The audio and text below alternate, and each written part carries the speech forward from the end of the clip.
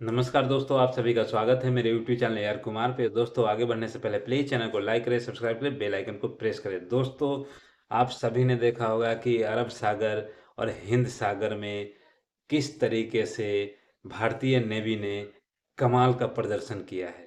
यानी कि सोमालिया के जो लुटेरे हैं, जो डाकू हैं, वो समुद्र में अरब सागर हो या फिर रेड सागर हो या फिर हिंद महासागर हो, इस रूट पर जितने भी देशों के जो भी जहाजें आती हैं, शिप आती हैं, जाती हैं, उनको सोमालिया के डाकुओं ने क्या करते हैं, कैद कर लेते हैं, लूट लेते हैं।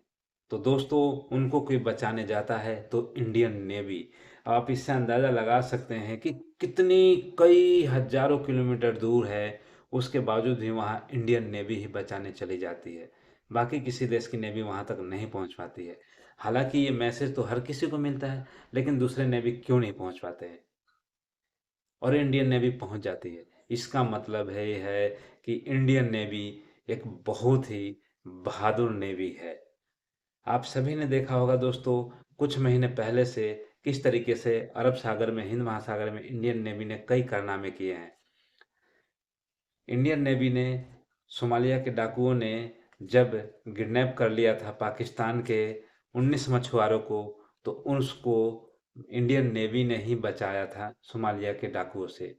उसके बाद ईरान के कई मछुआरों को उन्होंने लूटा था और कैद किया था, तो भी वहाँ पर इंडियन नेवी ने ही ईरान के जो मछुआरे थे उनको बचाया था।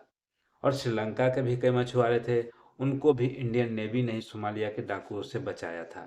दोस्तों, इसके साथ साथ अभी बुल्गारिया का जो शिप था, वो शिप इंडियन ओशियन में था, यानी कि हिंद महासागर में था। और वहाँ पर सोमालिया के 35 डाकुओं ने, लुटेरों ने उस शिप को घेर लिया और अपने हिस्से में ले लिया, यानी कि अपने कैद में ले लिया। तो दोस्तों, उनको बचाने के लिए कोई भी नेवी नहीं पहुंचा।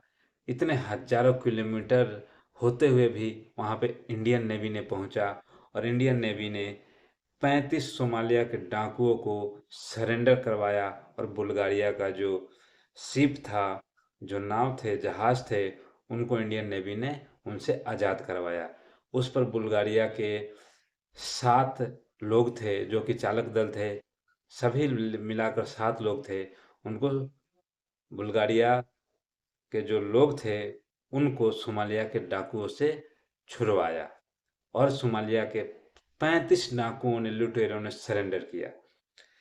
इसके ऊपर बुल्गारिया के जो प्रेसिडेंट हैं, वहाँ के रूमेन रादेव, उन्होंने ट्वीट करके पीएम मोदी को आभार जताया कि मुझे प्राउड है कि इंडियन नेवी ने हमारे जहाज को और हमारे लोगों को सोमालिया के डाकुओं से बचाया।